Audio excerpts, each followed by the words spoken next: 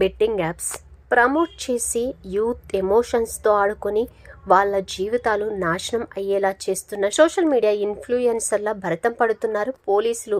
అందులో భాగంగానే యూట్యూబర్లు విష్ణుప్రియ, టేస్టీ తేజను మంగళవారం విచారణకు పిలిచారు.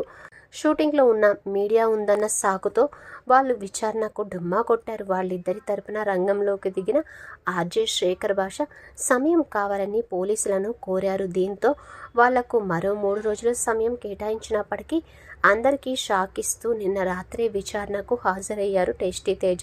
విష్ణుప్రియ మాత్రం విచారణకు వచ్చేందుకు పోలీసులు ఇచ్చిన 3 రోజుల సమయానికే ముహూర్తం ఫిక్స్ చేసుకున్నట్లు తెలుస్తుంది.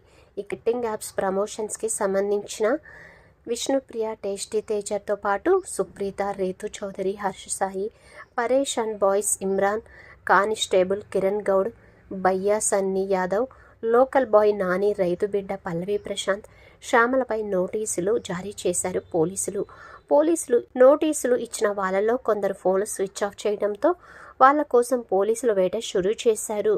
పరేష్ అండ్ బాయ్స్ ఇమ్రాన్ను త్వరలోనే అరెస్టు చేసే అవకాశం కనిపిస్తుంది. ఇమ్రాన్ వీడియోలు గుస్సుహస్కరంగా ఉన్నాయంటూ పోలీసులు చెప్తున్నారు. ఇక యూనిఫామ్లో బెట్టింగ్ యాప్స్ని ప్రమోట్ చేసిన కానిస్టేబుల్ కిరణ్ గౌడ్ పైన కేసు నమోదైంది. అలాగే లోకల్ బాయ్ నాని అరెస్ట్ అవ్వగా బయ్యా సన్నీ యాదవ్ పరారీలో ఉన్నట్లు తెలుస్తుంది. మరికొందరి పరిస్థితి చేతులు కాలాక ఆకులు పట్టుకున్నట్లుగా ఉంది. అప్పుడు బెట్టింగ్ యాప్స్ ప్రమోట్ చేశాం, ఇప్పుడు మానేశామని చెప్తున్నారు.